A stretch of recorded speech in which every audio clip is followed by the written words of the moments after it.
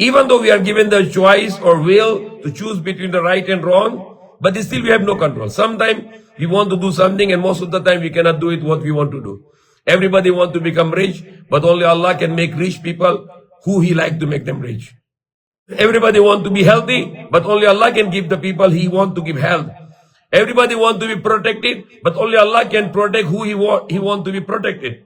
So we ask from Him whatever we need. We need to get good provision. We need to be get wealthy. We need to be get healthy. We need to be protected. We can always ask Allah for this all. And this is a test of this life.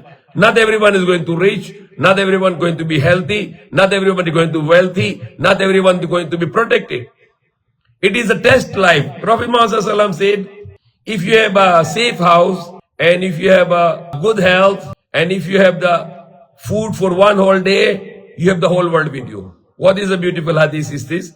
The Prophet Muhammad said, if you have a healthy life and if you have a safe house and if you have the food for only one day in your house, it is like you have a whole world with you.